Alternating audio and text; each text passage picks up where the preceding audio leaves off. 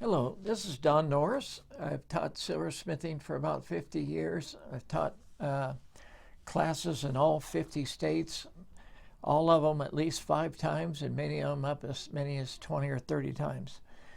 I only tell you that because I want you to understand why for 50 years I've taught everyone to only use hard silver solder. And then I've explained the metals to them that all alloys melt at a lower temperature than the main metal that goes into them, and that's important for silversmiths to understand. The copper melts at 1981. I may be wrong on these temperatures. I don't really care as long as you get an idea. I mean, they're just guesstimates in my opinion anyway. So 1981, and then pure silver 1750.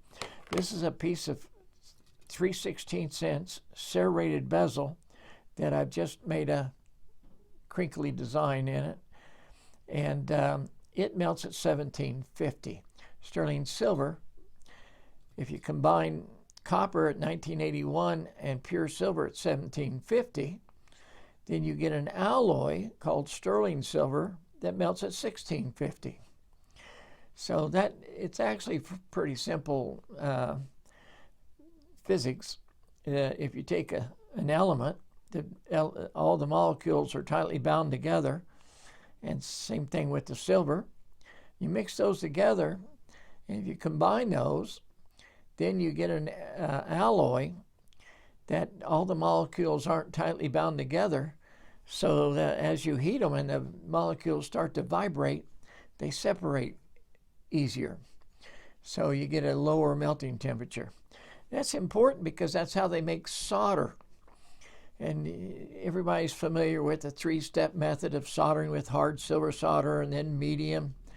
Hard silver solder melts at 1450, medium melts at 1385, and easy at 1335. I was taught that 50 years ago. Thought it was probably a good idea until the very first day I made a ring with 40-some pieces in it, and then that system breaks down. So I used nothing but hard solder to make that ring, thinking that I'd have to use it until something moved or fell off, and then I'd go to medium solder until something moved or fell off, and then I'd go to easy solder for my rest of my solder joints, knowing that easy and medium solder can look yellowish if you use too much of it, and that hard silver solder polishes just like sterling silver. You'll never see that solder. It also ages the same. In my book, The 50 Myths of Silversmithing, it's Silversmyths, spelled with a Y, Silver Myths, The 50 Myths of Silversmithing. I go through all that for you.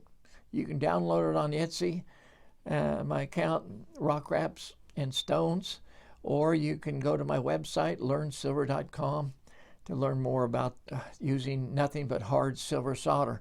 In fact, check out my website, the hard silver solder challenges. Way back when people would challenge me, can you do this with just hard silver solder? And of course you can. You'll never need medium or easy silver solder unless you're going to repair somebody else's piece of junk that was made with medium and easy solder. Then you better use easy solder because you don't know how it was made. But in this case, I'm not going to use solder. I want to show you how this alloying business works. And so if you use just hard silver solder, as you use it, it actually starts to alloy with your sterling silver. It brings down the melting temperature of the sterling silver, but it also brings up the melting temperature of the hard silver solder.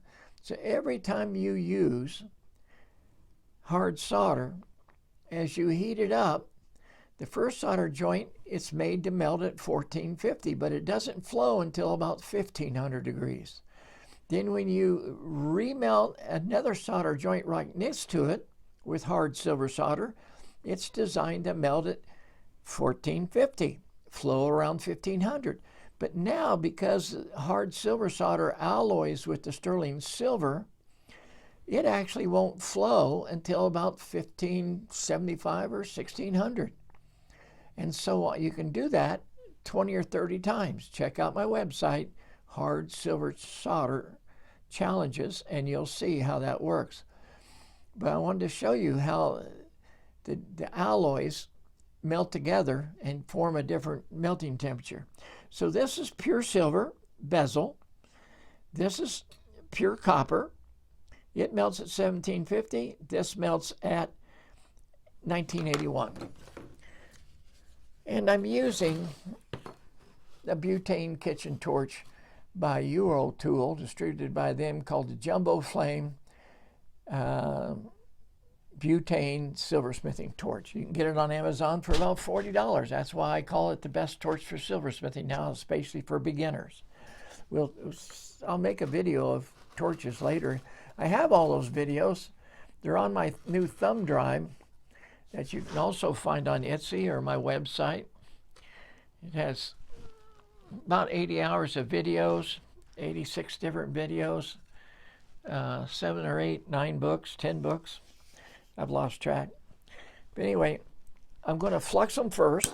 So I'm lighting up the torch and I'm spraying on the flux. You should always spray on the flux. There is no better way to flux your metal for soldering. So I'm just coating it. See how fast it coats it? I'm going to coat the copper. You probably really don't need to do it because we're not soldering, but it keeps the metal from oxidizing. That's its number one function. It's not to clean the metal, it makes it dirty. I had a 12-year-old student tell me that when I was teaching junior high. At the time, every metals book said that flux cleans the metal so the solder will flow. And he said, look, Mr. Norris, it was clean, now it's dirty. And I had to go find out from a physics book. Actually, an engineering book finally taught me what flux is for, and it's to keep oxygen away. So I'm going to put this pure silver bezel right in the middle. I'm going to put the piece of copper on it. Let's do it angly, at an angle. I'm just going to set it on there. I'm going to turn up the torch, and I'm going to start heating up the copper. Just the copper. You'll see that this flux goes clear when it starts to get close to the soldering temperature. Then it starts to bubble up and get little bubbles. That's the reason I love this flux. I test all fluxes every 5 years. I was doing it every 2 years. Now it's every 5 years. And this is called aqua flux. Just watch. Here comes the wow moment. All silversmiths should think this is pretty wow. Can you see the bezel starting to eat right through the copper? And if you keep going,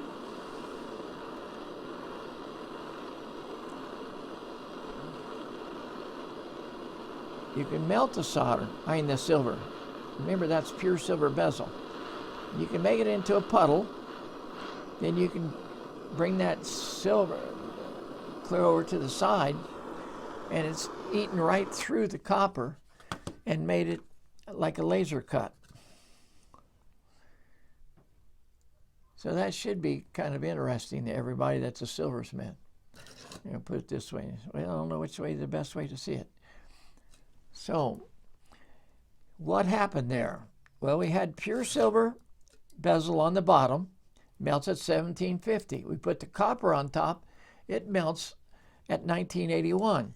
As we heated the copper on top, it can't melt until it gets to 1981. But the silver underneath it melts at 1750. So as we heated it, the copper started to heat the silver. It started to melt at the same time it alloyed with the copper just where it was touching. As it alloyed with the copper, it brought down the melting temperature of that area right there at the top of the bezel.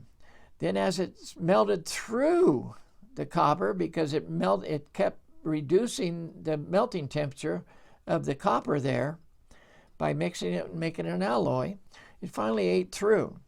Then I melted the whole mess, the silver, pure silver, not the copper, because it melts at 1750, remember? Copper melts at 1981. Then it melted on top, and then I used the heat by opening up the pores on different parts of the copper so that the silver would fill those pores and run out of the large pore here onto the sheet. So we ended up with a laser cut. So if you want to know more about hard silver solder, check out my website, learnsilver.com. Check out my thumb drive, or at least the Silversmith book, Silversmith, The 50 Myths of Silversmithing. So it's really Silversmyths with a Y. And that's on Etsy for, I think you can download it for $10. It'll teach you a lot about silversmithing that you're probably doing that you shouldn't do, including using medium and easy solder. Thanks a lot, and I hope you found that interesting.